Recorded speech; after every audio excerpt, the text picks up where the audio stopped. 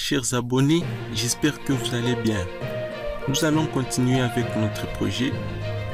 Dans la vidéo précédente, nous avons vu comment ajouter les informations dans la base de données.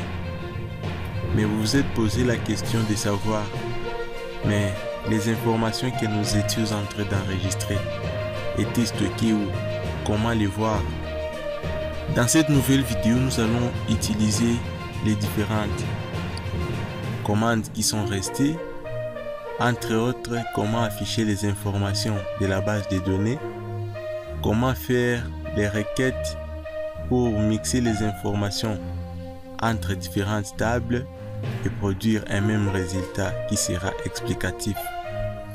Donc soyez encore avec nous. Si vous êtes nouveau sur la chaîne, cliquez d'abord sur le bouton s'abonner et puis sur la cloche des notifications. C'est parti. Eh bien, si vous vous souvenez, nous on a enregistré les informations, mais on ne savait pas où étaient stockées nos différentes informations que nous étions en train d'enregistrer. Regardons, pour ce qui est de la table admin, on commence toujours par là. Il y a déjà une information, on nous dit afficher entre parenthèses 1. Donc il y a déjà une information ici. Cliquez sur la table admin. Regardez, la structure a changé. Ici, dans afficher, nous avons déjà les différentes informations. Mais avant, comme il n'y avait pas les informations, nous on était juste redirigé sur cette page. Si vous vous souvenez bien. Cliquez maintenant sur afficher pour voir en détail quelles sont les informations. Ici, il y a ID admin numéro 1. Vous voyez, nous on n'avait rien mis. Mais directement, il y a un qui apparaît ici. C'est parce que c'est auto-incrément. Ici, nous avons nom qui est admin, son login admin, password admin. Nous allons parcourir la deuxième table, approve. Dans la table approve, nous avons des informations. Un pour ID approve. ID approve numéro 1 avec date approve 2024-6. Ici, nous avons quantité approvisionnée, c'était 20. Nom du fournisseur, c'était Jules. Prix d'achat, c'était 30. Produit concerné, produit numéro 1. Utilisateur concerné, l'utilisateur qui avait fait l'action, c'était aussi l'utilisateur numéro 1. Deuxième information, même chose. Vérifions dans la table de catégories ce que nous avons. Ici, nous voyons que nous avons aussi des informations. Juste la catégorie de consommables et catégorie divers. Vérifions dans la table les produits. Nous avons aussi les premiers produits, c'est bonbons. Quantité en stock 0. Catégorie. Donc, les bonbons ici appartiennent à quelle catégorie? C'est la catégorie numéro 1. Cette catégorie, c'est juste la représentation de la table des catégories. Ici, nous avons des informations. Première catégorie et deuxième catégorie. Les savons, lui, appartient à la catégorie numéro 2. Pour ce qui est des utilisateurs, ici nous avons aussi des utilisateurs avec leur identifiant, nom, login et password. Pour Serge, son mot de passe est 004 fois. Pour Clémence, son mot de passe est de 1 jusqu'à 6. Ici, nous avons la table de vente. Table de vente, même chose. Date vente, 6/4/2020. Prix de vente, $2. Quantité vendue, 1 carton. Prix total, c'est toujours 2. Parce que les deux ici, c'est 1 comme quantité multiplié par prix. Produit concerné, c'était les premiers produits qui étaient les bonbons. Utilisateur qui a effectué l'opération, c'est le deuxième utilisateur dans la table utilisateur qui est Clémence. Il y a la deuxième information ici. En date du 5/4/2020. Ici, nous avons prix de vente $3. Quantité vendue 2. 2 fois 3, ça fait 6 comme prix total. Ici, nous avons produit concerné. Deuxième produit, savon. Utilisateur qui a effectué l'opération, c'est le premier utilisateur, Serge. Mais pour ce qui est des tables qui reçoivent des informations de leur table mère, entre autres la table produit qui reçoit l'information provenant de la table catégorie. Vous voyez qu'ici nous avons directement 1, mais on ne sait pas réellement si on ne vérifie pas dans la table catégorie. Les 1 ici représentent quoi? Il y a maintenant une manière d'afficher les numéros ici, mais aussi la désignation de la catégorie pour être un peu explicatif. Dans ce cas, on va faire quoi? On va utiliser maintenant les requêtes SQL. Les requêtes SQL, nous allons approfondir ça quand nous allons entamer la partie PHP.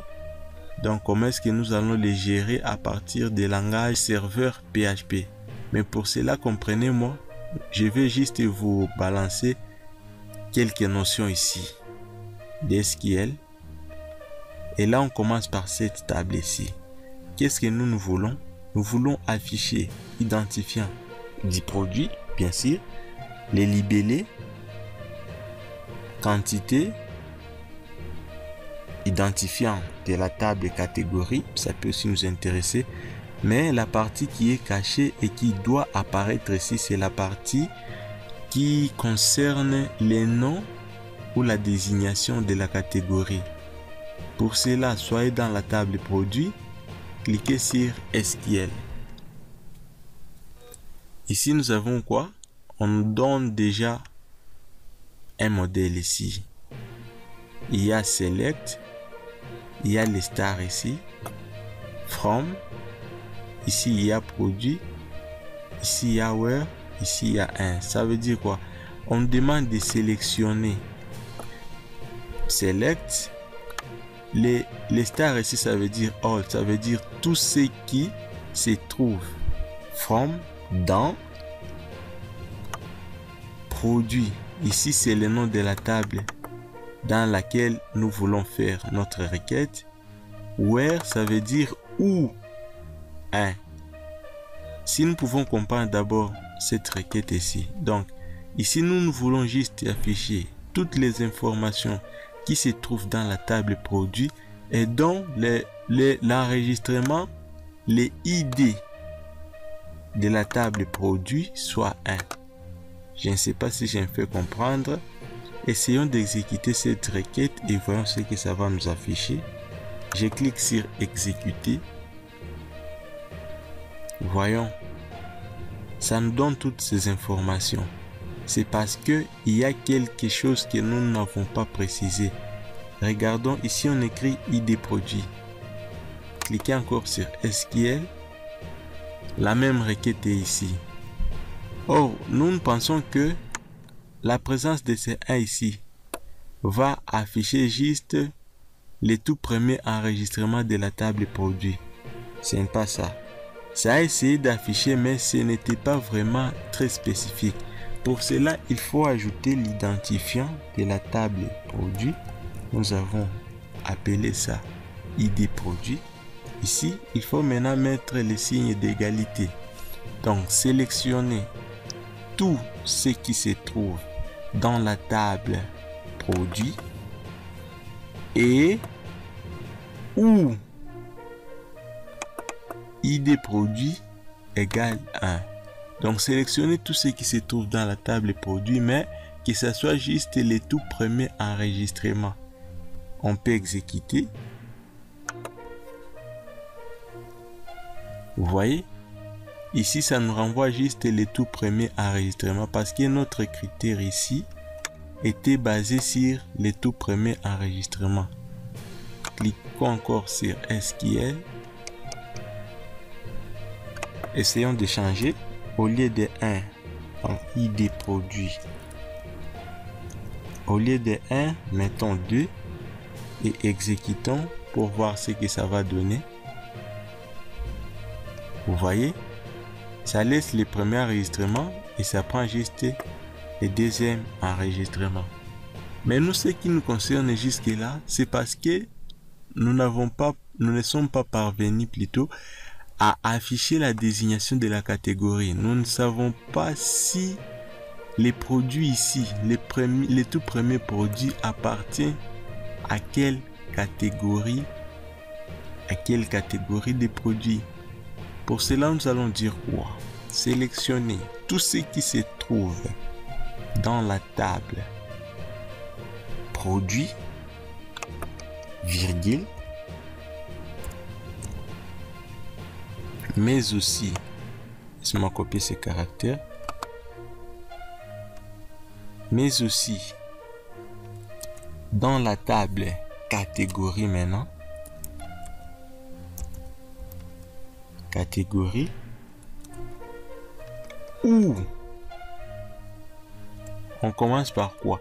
On commence par l'identifiant qui est représenté, l'identifiant de la table catégorie qui est représenté dans la table produit. Donc, where ID, nous avons dit ID catégorie, mon clavier, ID catégorie sera égal à la catégorie, je vais vous montrer, à la catégorie,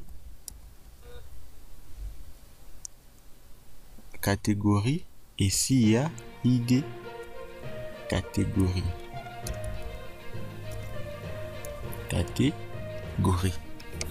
ici les ID catégorie, c'est l'identifiant de la table catégorie. Donc, l'identifiant de la table catégorie doit correspondre à l'identifiant. Cet identifiant ici, où ces champs se trouvent dans la table produit, c'est à partir de ces champs ici que nous avons représenté toutes les informations de la table catégorie. Si vous vous souvenez, exécuter.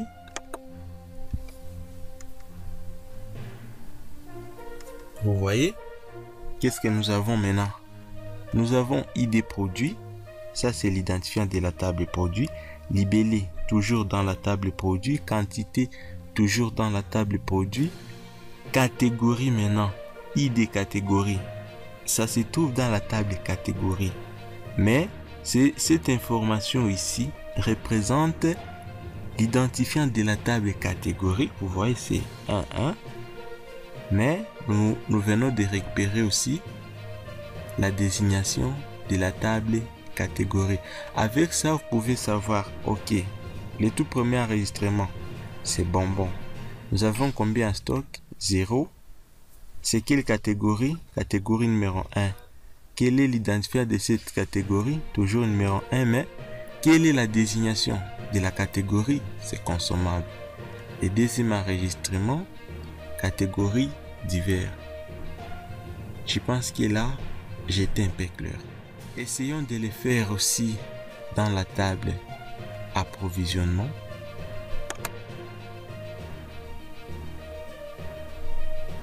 Nous sommes là. Ici, nous aurons besoin de quoi? Nous aurons besoin de savoir aussi quel a été le produit qui était concerné par l'opération d'approvisionnement du stock, mais aussi les noms de celui qui a effectué l'opération. Parce qu'ici, nous avons des informations qui sont cachées. La désignation du produit, mais aussi les noms de l'utilisateur. Cliquez encore sur SQL. On commence avec notre requête. On commence où? Ici.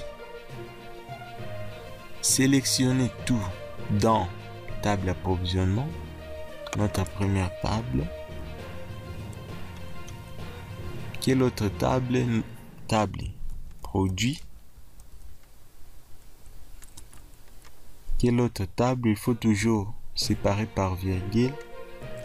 Nous aurons aussi la table utilisateur, parce que ce sont les trois tables qui sont concernées par notre requête ici, utilisateur. Where, quel est le critère maintenant? Nous allons dire quoi? Produit. Produit avec son ID produit. Ce champ ici se trouve dans la table approvisionnement, doit être égal à l'identifiant de la table produit, ID produit. Et quoi? Deuxième condition, nous devons aussi lier la table approvisionnement à la table utilisateur. Ici, on utilise AND. Donc, et quoi? Utilisateur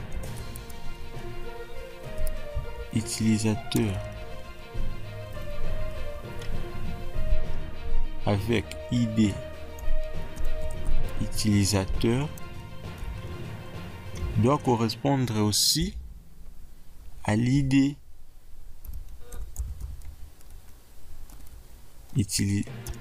utilisateur.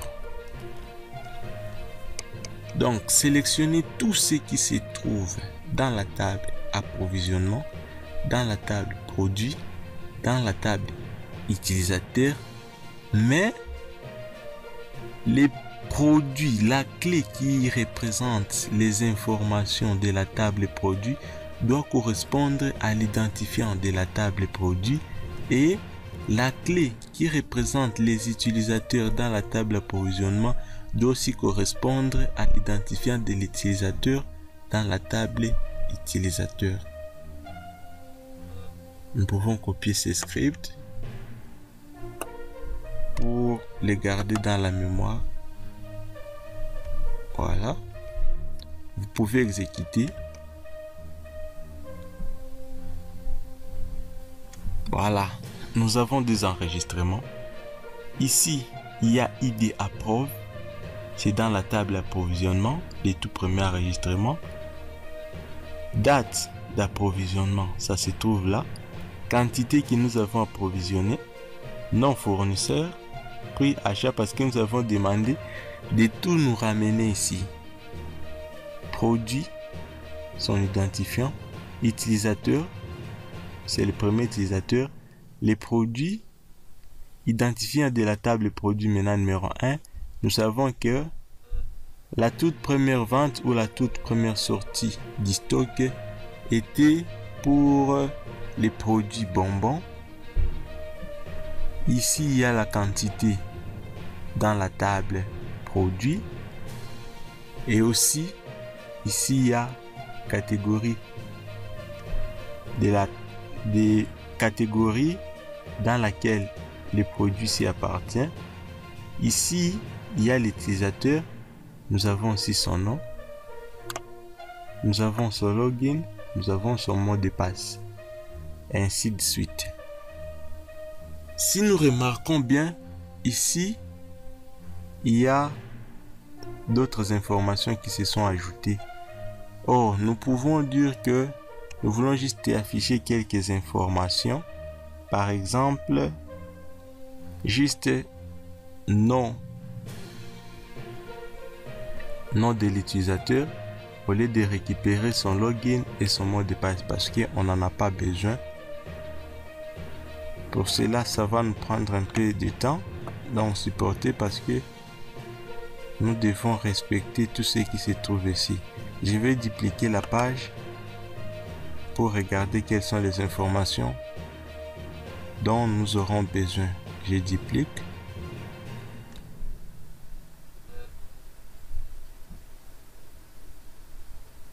Ok, nous allons maintenant récupérer. Nous allons reprendre notre requête ici.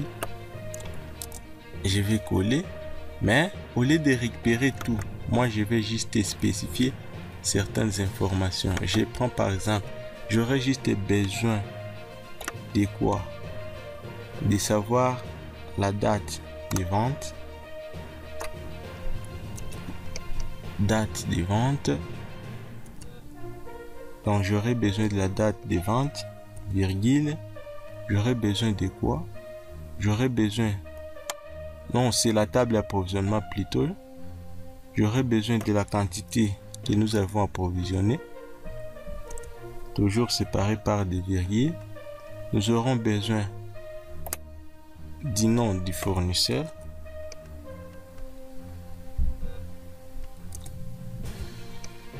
Nous aurons besoin prix auquel nous avons acheté.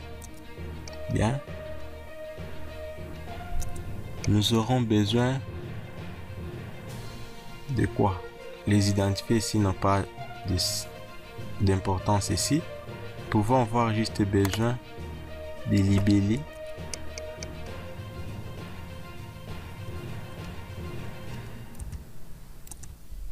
Ici, nous pouvons prendre aussi quoi?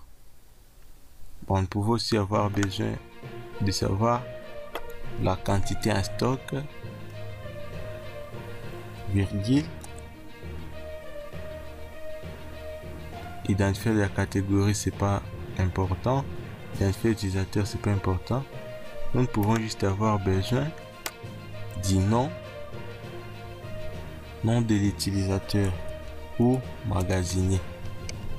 Laissez les restes pareils, forme approvisionnement, produit utilisateur ou produit.id produit égale des produits et utilisateur.id utilisateur égale des utilisateurs. Exécuter. Eh bien, vous voyez, ça nous donne juste les informations que nous avons demandées. Date d'approvisionnement, quantité approvisionnée, nom fournisseur, prix d'achat, libellé du produit, quantité en stock et le nom de l'utilisateur. Je vous laisse aussi découvrir, essayer de faire des manipulations pour la table de vente. Je vais voir si vous avez réussi. N'hésitez toujours pas à nous laisser essayer dans les commentaires. Et si vous avez rencontré des problèmes, nous saurons comment les gérer. Pour cela, il faut toujours nous le dire dans les commentaires. J'espère que cette vidéo vous a plu. À la prochaine pour exploiter toujours notre base de données. À tous, je vous dis à très bientôt.